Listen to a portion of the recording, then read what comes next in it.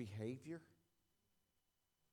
Could they maybe even dictate how we respond to each other? Over and over again, what we realize is this battle, now teaching atheism to 4-year-olds. Oh, by the way, moms and dads, please do not think that they're allowing your child to get old enough to where they can defend their own faith themselves. They start literally in the very first grade these days. You know, you go to school, first grade science book, you open it up. 6, 7-year-old starts to read, the earth has changed much since its formation 4.5 billion years ago.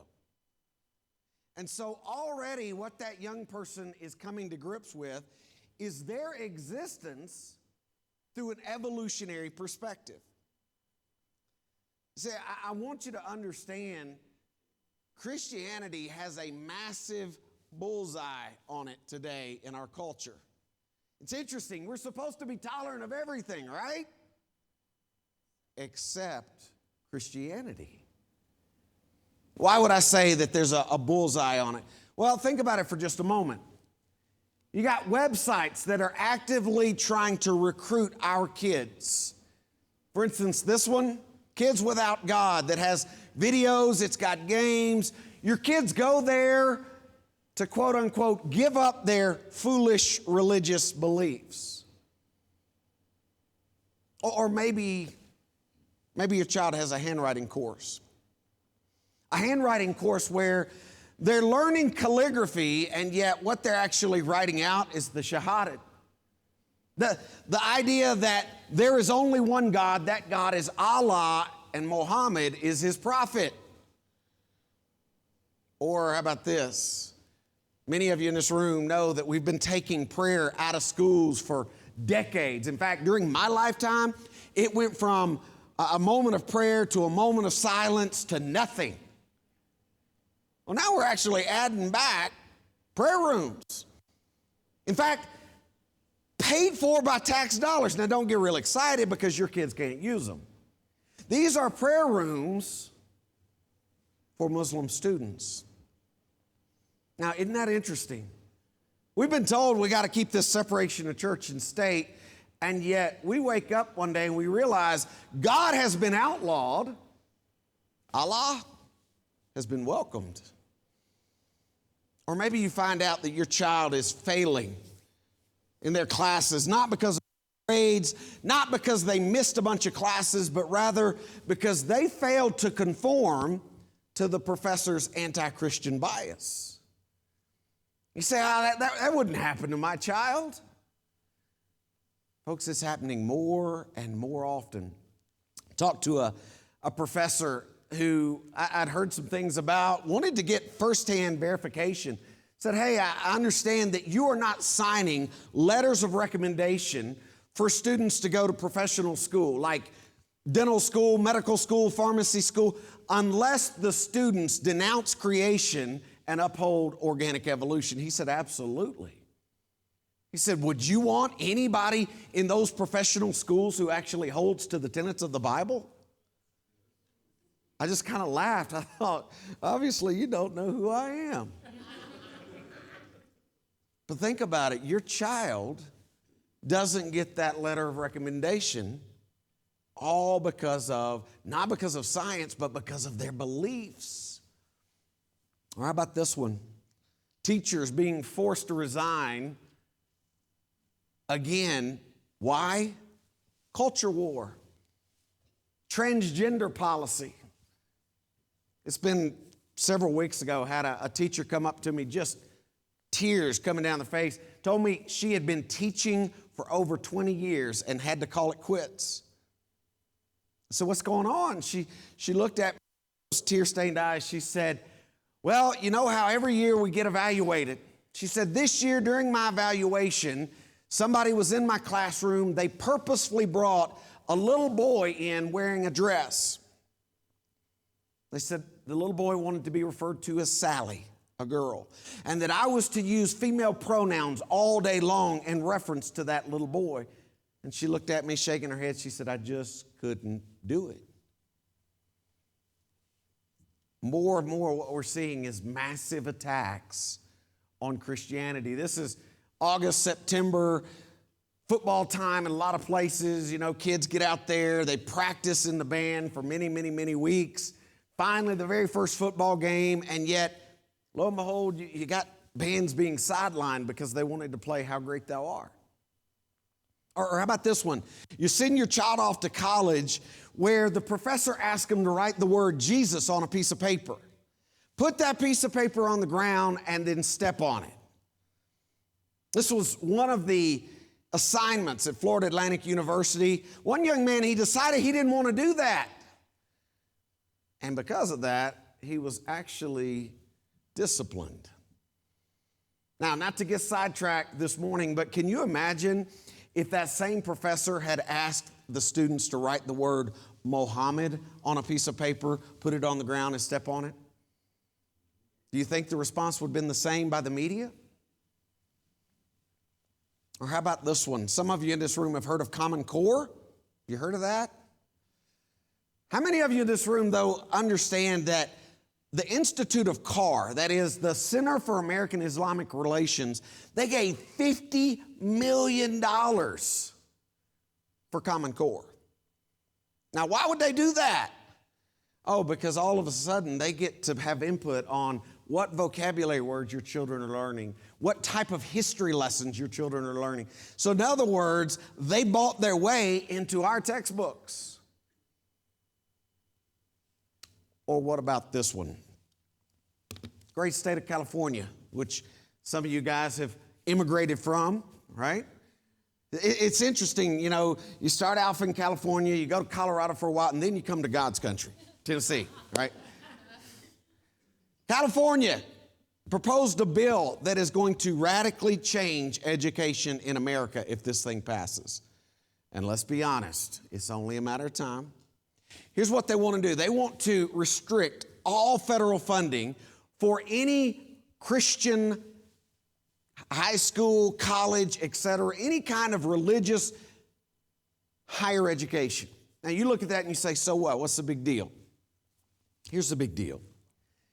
Without us really thinking about it, 4 years ago, the government took over student loans completely.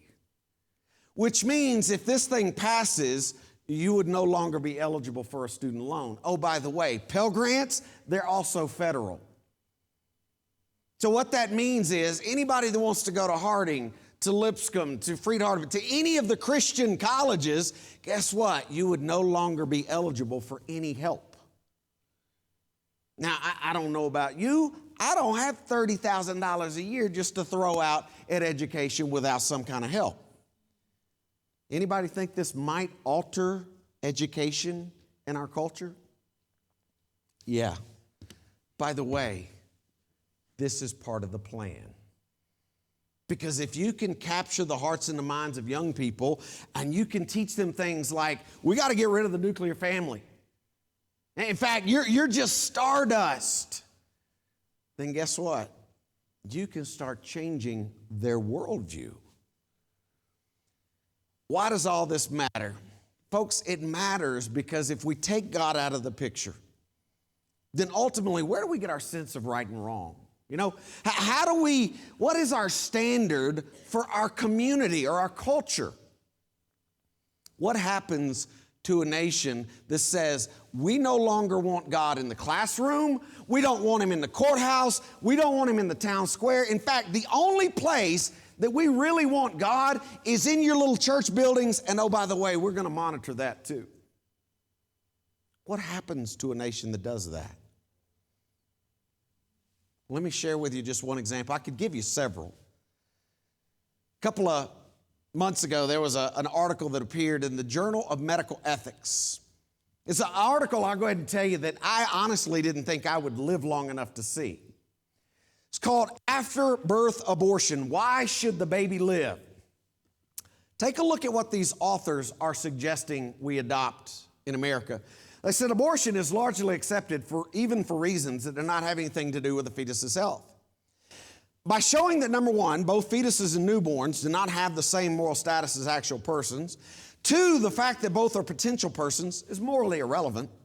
3, adoption is not always in the best interest of actual people.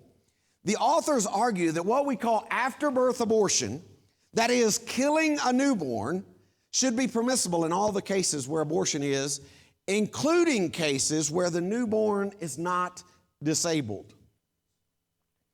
In fact, these authors go on to state that merely being a human, that's not really any reason for ascribing somebody a right to life. Now, everybody in this room needs to realize that shouldn't be a surprise. Because for several decades now, we've been teaching young people, you're just an evolved animal. You know, human beings, we're not all that special. We're not teaching people that we were created in the image and likeness of God. Is there a difference? Well, think about it for just a moment. What does it mean to be created in the image and likeness of God? Does that mean that God has hands like mine or a cute face like mine?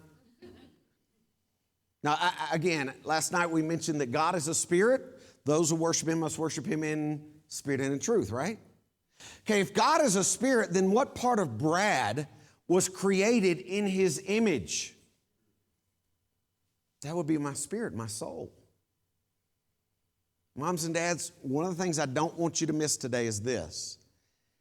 Your child embracing evolution is ultimately taking the soul of man out and making us just another animal. In fact, look at how far they're willing to go with this idea of after-birth abortion. They say actual people's well-being could be threatened by the new, even if healthy child requiring energy, money, and care, which the family might be in short supply of. So if you don't have enough energy, kill it. You don't have enough money? Kill it. Not to make light of this in any way. My wife and I, we've been blessed with 4 children. Energy is not something we have in abundance at our house at 10 o'clock at night, okay? My kids, they still got plenty. But I would never consider doing what they're talking about right here. You see, a nation that constantly goes back to this idea that we've evolved, that there is no God. They forget, number one, yeah, there really is a God. And oh, by the way, there's things that he hates. There are things that are an abomination to him. Take a look, Proverbs chapter 6, verse 16. These 6 things doth the Lord hate, yet are an abomination unto him. Remember what they are: a proud look, a lying tongue. What's the next one? Hands that shed innocent blood. Now, I realize some of you may be thinking, well, you know, Brad, you're just kind of being an alarmist. That's not really going to happen. Well, folks, let me tell you something. When we start referring to children as a parasitic burden on society rather than a blessing from God, and oh, by the way, Planned Parenthood, they're already showing videos to support this in colleges and universities. So it kind of comes back to where we started. You want to change the worldview of a nation? You want to change how these young people really think? You get it in the textbooks and in the classroom. And if you don't think they're being taught some things today that are absolutely contrary to God's word, you need to wake up. So let me ask you again. How do we teach morals and character without God as a standard? You know, we've kind of bought into this lie that, oh, we can't have God in the classroom. Well, that's not really what our founding fathers believed. In fact, take a look at this quote. This is from Benjamin Rush, one of the signers of our Declaration of Independence. He was talking specifically about education and the Christian religion. Look at what he says. The only foundation for a useful education in a republic is to be laid in religion. He says, without this, there can be no virtue. Without virtue, there can be no liberty.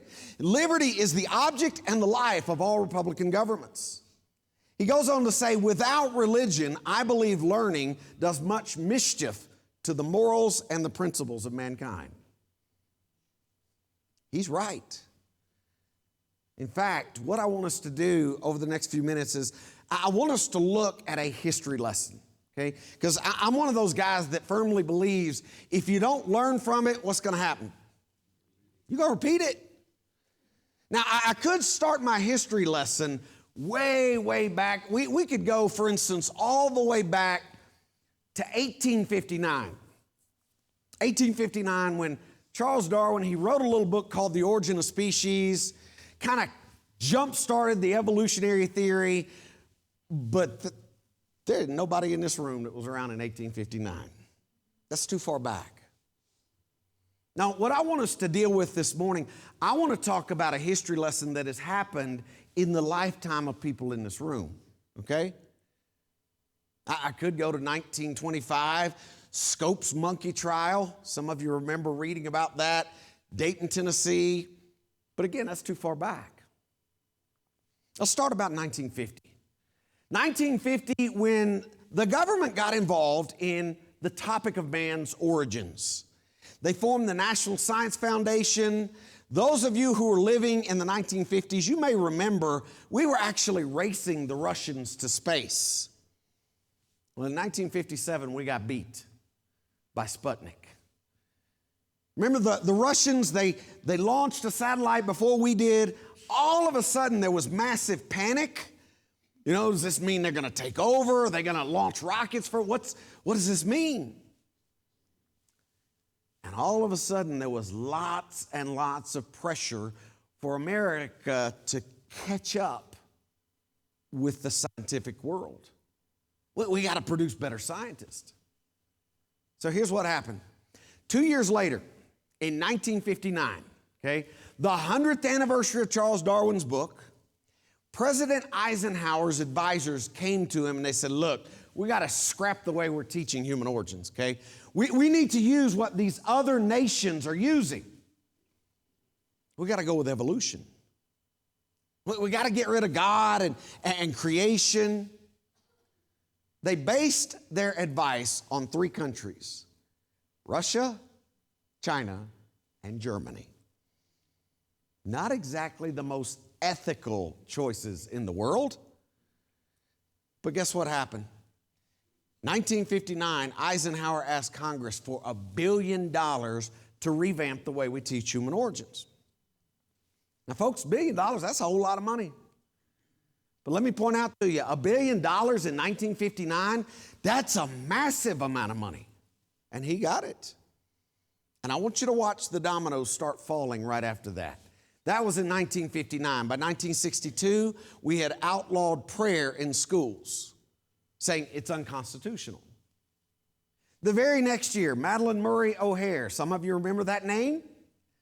She was able to kick Bible reading out of the classroom. So follow me for just a moment. At the same time we're injecting a godless theory, we're simultaneously removing God. In fact, by the year 1968, the state of Arkansas was told, you must teach human evolution. You don't have a choice. The very next year, 1969, we passed the no-fault divorce law. No-fault divorce, what does that mean?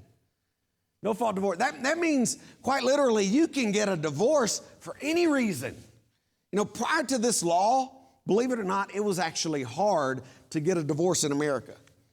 In almost every state of the union, it required one of the 3 A's: abuse, abandonment, or adultery. And oh, by the way, in almost every state of the union, they made you wait a year. They wanted to make sure that you weren't just kind of upset. A year. They passed this law, guess what? Somebody burns a toast, you can get a divorce now. I tell young people, and I'm not really kidding, in some states, it is now easier to get out of your marriage than it is your cell phone contract. Check me on that. And you look at me and you say, yeah, okay, so what's the big deal? Folks, here's the big deal. You want to tear down a nation? You don't start in Washington, D.C. You start in the home. And this right here was one of those foundational pillars. And again, you say, yeah, but Brad, what does all this matter? It matters because ultimately what you and I believe about where we came from actually dictates behavior. Now, I'm going to prove that to you, but I need you to understand, if you think that you just got here from stars exploding, you're going to behave differently than if you believe in a God and you were created in His image. Abraham Lincoln, he once made the comment, he said, the philosophy in the classroom in one generation will be the philosophy of the government in the next. The reason I show you that quote is I want you to understand we've now had 3 generations go through our education system using textbooks that do not acknowledge there's a God. And just kind of let that sink in for a minute. And then look at another quote from another world leader who made the statement, let me control the textbooks and I will control the state. That was Adolf Hitler. Folks, I could stand up here and easily for an hour, 2 hours, I could talk to you about some of the evils that this guy right here did. About 2 years ago, went through Dachau, got to see the concentration camp, got to see the ovens where they were cooking human beings. This is a bad guy. But I'm going to give him credit on one thing, okay? He realized that children were the ultimate prize. He knew that if he was going to have this world domination, that he had to infect the hearts and the minds of the next generation. And he got them. So, what have been the results of this first history lesson? I'm going to use 1963 as kind of my landmark year because you remember Eisenhower, he asked for the money in 1959. Usually takes about 4 years once you've made a financial request to actually get it into the textbooks. And by 1963, we'd outlawed prayer and we'd outlawed Bible reading. Did we get evolution in the textbooks? Oh, yeah. In a massive way. In fact, it went from being just like one of those little things that you mention to being like a central tenet of all the textbooks. By the way, anybody in this room think it's just in science textbooks? Oh, no. Actually had a young lady, I thought she was lying to me. She said, Dr. Harrub, I've got evolution in my home economics book. I looked at her, I was like, you're kidding, right? She goes, no. I said, can you bring me your textbook? She did the next night. First page, first chapter of a home ec book starts out on the evolution of man. In a book on how to bake biscuits, folks. And yet we feel the need to tell people, oh, by the way, you evolved. Yeah, we got it in the textbooks. Here's the problem. We started reaping other fruits that we weren't expecting. Like, for instance, the percentage of teenage girls having premarital sex has gone up in every age category since 1963. In fact, look at the screen for just a moment. You'll notice an orange bar right there kind of in the middle. I put that there to represent the year 1963. You'll see it on a couple of graphs.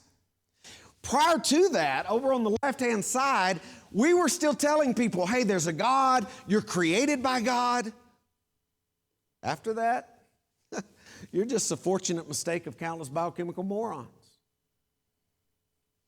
As a symptom of this one, sexually transmitted diseases, listen to me, in children ages 10 to 14, up 385% since 1963. Birth rates for unwed girls, up 200% since 1963. You'll notice towards the bottom of the screen, it talks about pregnancies are actually up 553%. You say, hold up, Brad, man, your math doesn't jive. How could pregnancies be up 553% if birth rates are only up 200? Well, that would be because in 1973, we passed Roe v. Wade, right? We legalized abortion, which means now a pregnancy does not equate what? A birth. In fact, Take a look at this graph for just a moment. Out of wedlock births, as a percentage of all births, has gone up every single year since 1963. I'm going to update my graph for you. We'll bring it all the way up to 2017. December 2017, 43% of all children born into our country come home to just one parent. 43%. Anybody see a problem with that? I share that with you for two reasons. Number one, because God instituted family. It's a big deal.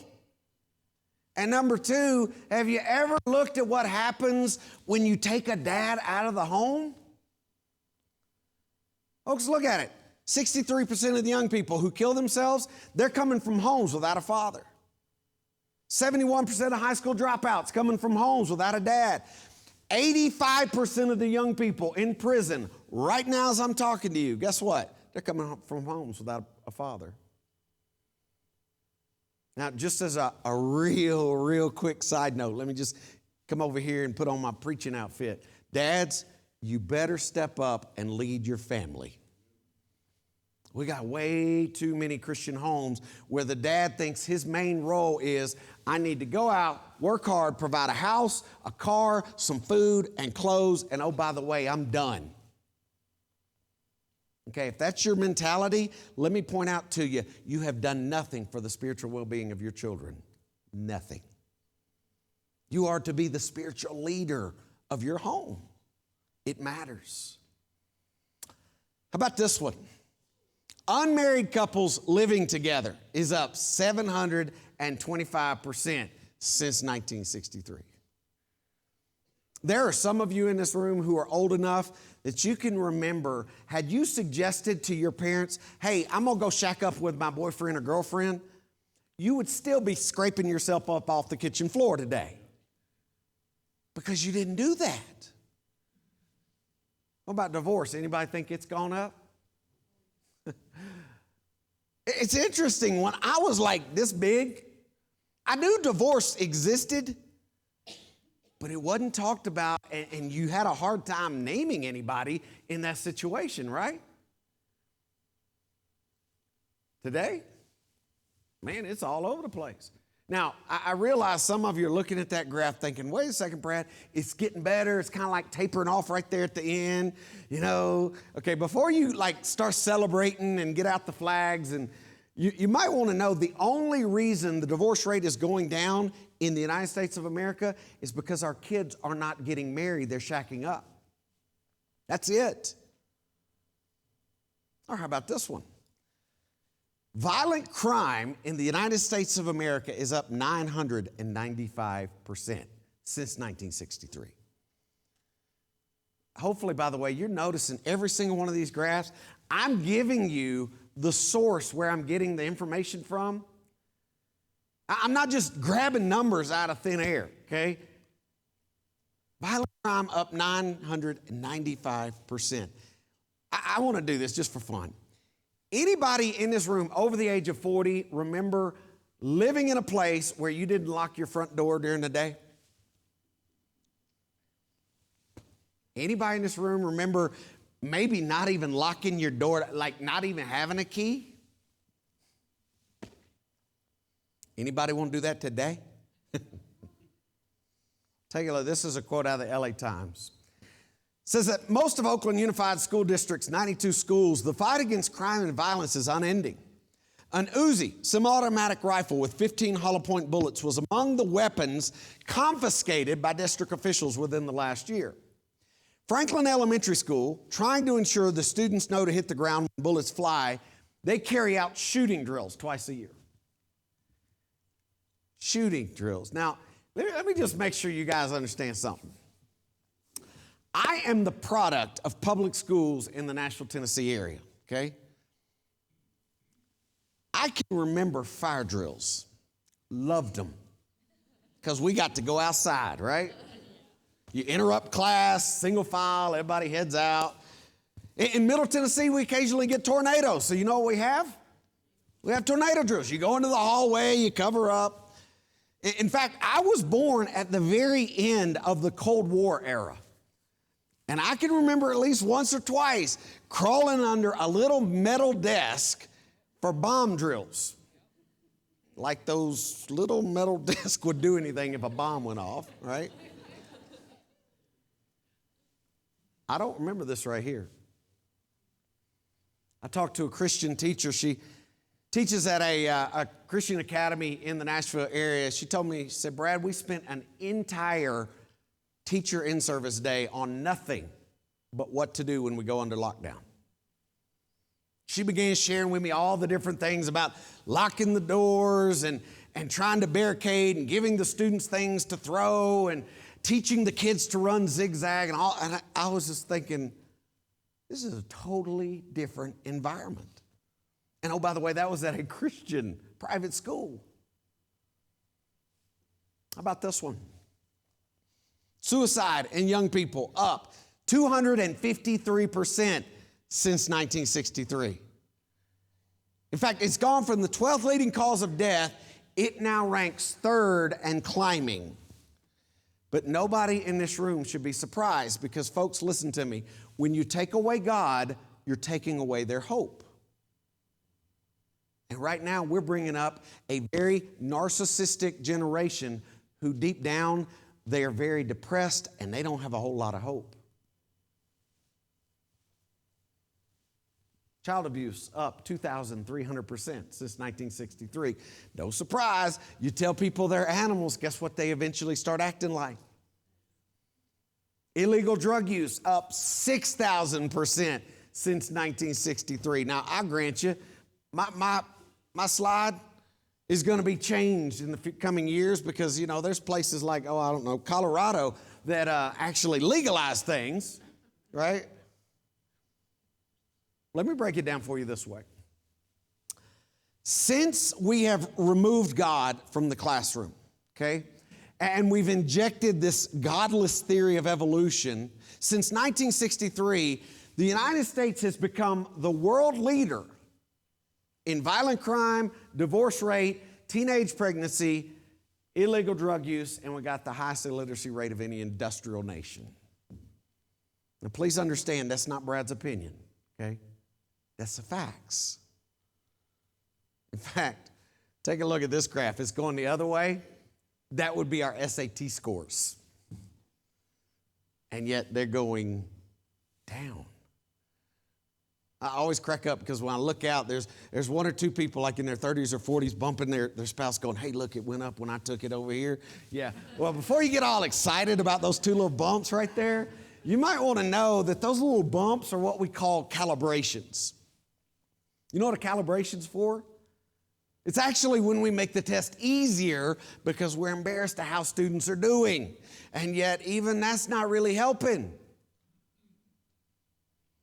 The best way for me to try to communicate this to you is if I could put everybody in this room on a time machine, right? We go all the way back to 1963. 1963. Walk down a hallway of 1963. And we go in and we ask a teacher one question. What's your biggest complaint?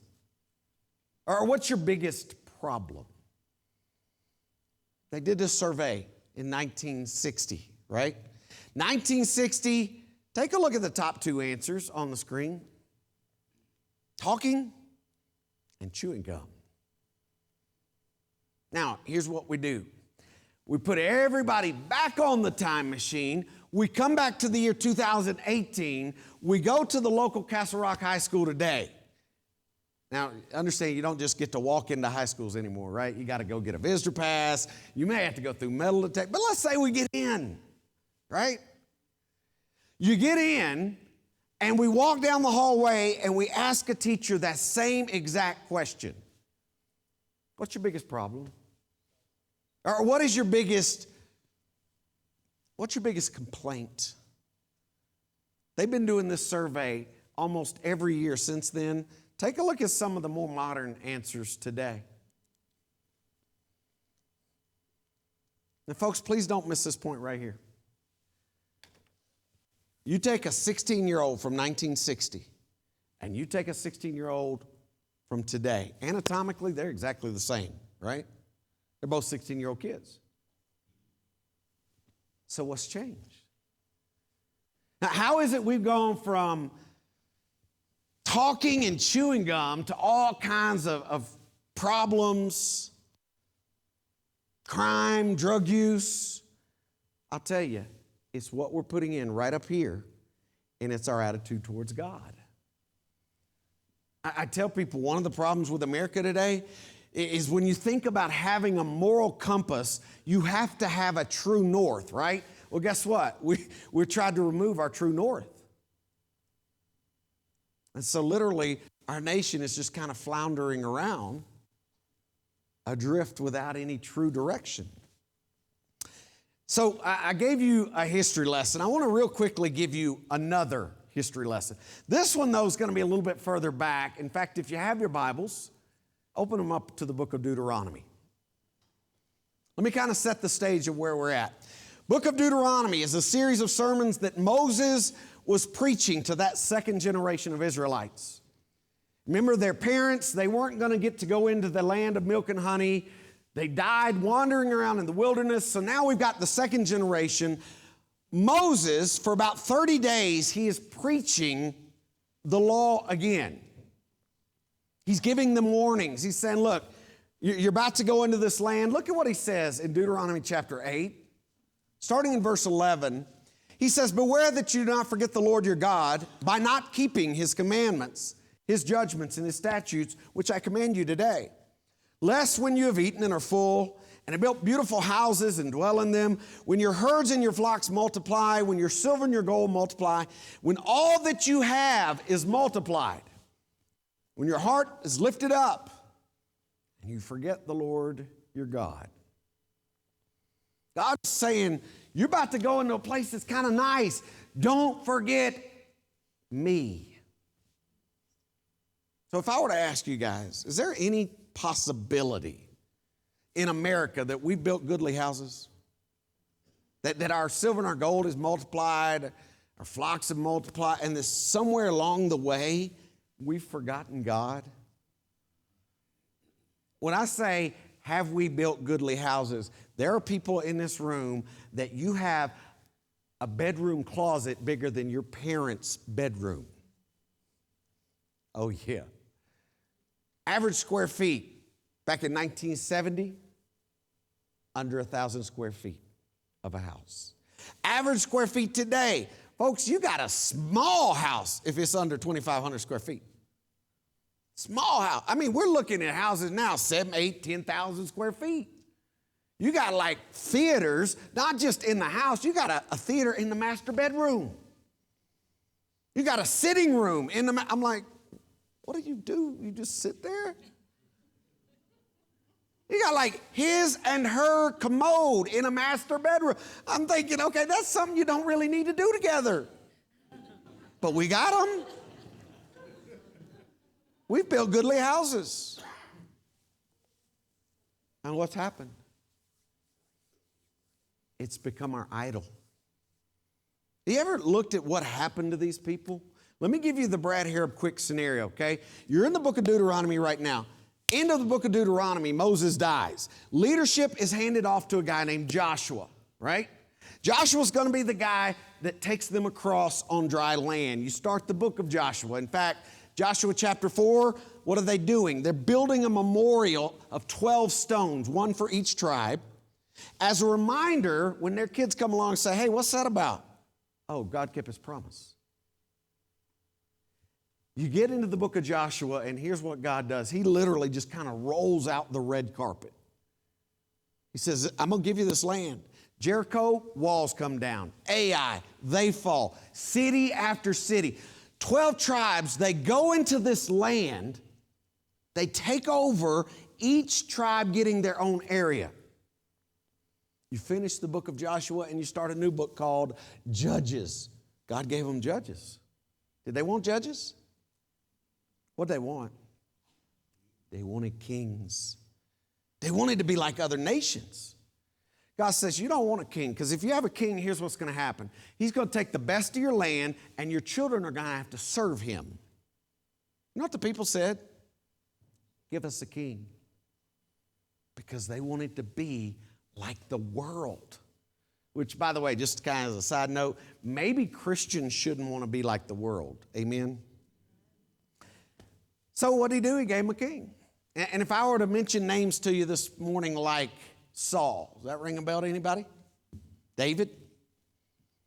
Solomon? Remember who came after Solomon? It was one of his sons, Rehoboam. Rehoboam, the guy who, he was so smart, you know, he asked the old people, hey, what should I do? Then he asked the young people, what should I do? And he basically says, you know what, I ain't listening to nobody, I'm going to do my own thing. What happened? They had a divided kingdom. 10 of those tribes, they went north, they formed Israel. They had 19 kings in succession. Every single one of which we would call evil today. They were so bad, God sent men like Elijah, Isaiah, to try to call them back.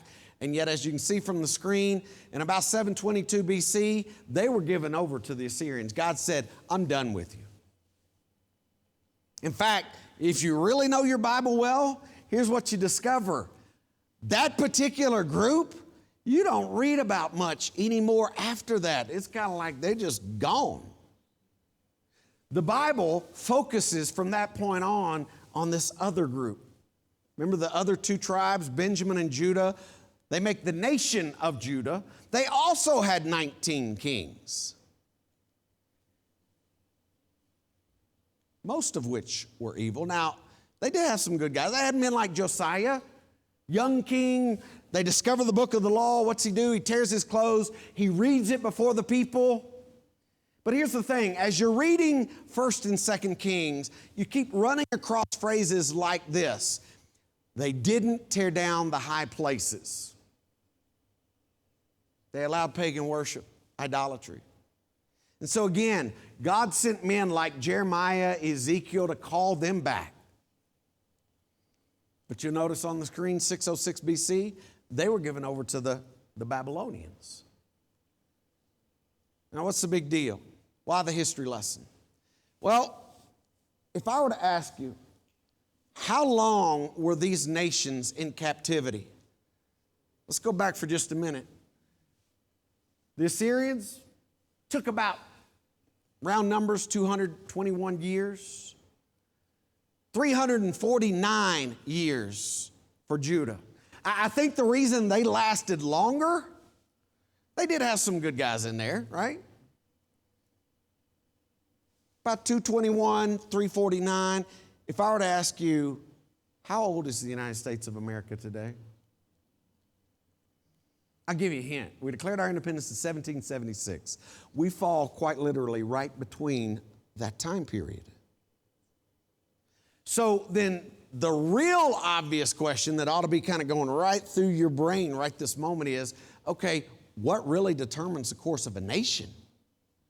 You know, if God will give up His chosen people in His chosen land, what causes that? Well, here's the thing. You go home tonight, right?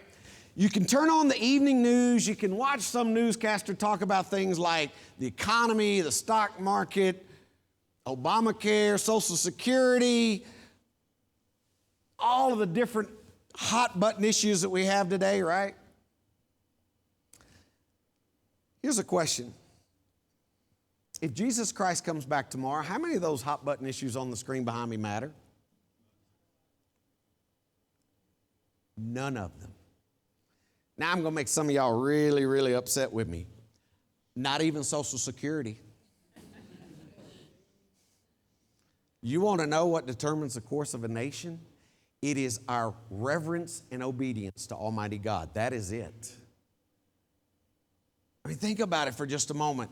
Proverbs chapter 14, verse 34. Righteousness exalts a nation, but sin is a reproach to any people.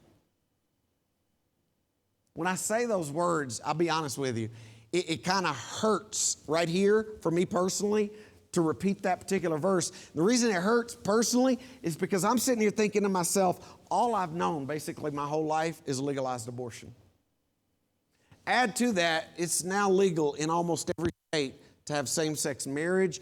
Add to that, America is producing 82% of the pornography consumed by the world. Add to that, we're now mixing in gender-neutral bathrooms, transgender this. Add to that, what we're putting on primetime TV tonight. Go back and look at that verse. Righteousness exalts a nation. So what happened to them? Now let's catch up to them, all right? 2 Kings chapter 17. Take a look starting in verse 13. The text says, "The Lord testified against Israel and against Judah by all of his prophets, every seer saying, 'Turn from your evil ways, keep my commandments and my statutes according to all the law which I commanded your fathers, which I sent to you by my servants the prophets.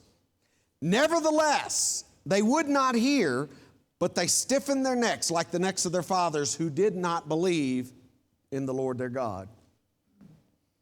Folks, they had atheists back then. And those atheists were teaching their worldview to their children. And as a result, God got mad. Take a look, 2 Kings 23. "Nevertheless, the Lord did not turn from the fierceness of his great wrath, with which his anger was aroused against Judah." The next chapter, 2 Kings 24.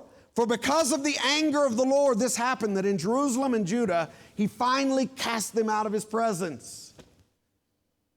God got mad. Why? What would bring him to that point? Sometime this week, I want you to go home and I want you to study this passage right here, 2 Chronicles 28, verse 19, where it tells us the Lord brought Judah low. He brought this nation to their knees. Why? Because of Ahaz, king of Israel, for he encouraged moral decline. Now, surely in America, we're not to that point, right? I mean, surely we're not encouraging moral decline. Surely we're not having middle school girls ask their classmates for a lesbian kiss, right? Surely we wouldn't do that. Yeah, we are. They call it an anti-bullying campaign. Or surely we don't have gender-neutral bathrooms for kids these days, right? Oh, yeah, we do. In fact, California, they were the ones that kind of paved the way. In several school districts in California, they've removed the little boys, the little girls sign. And so now, boys and girls are using the same facility at the same time.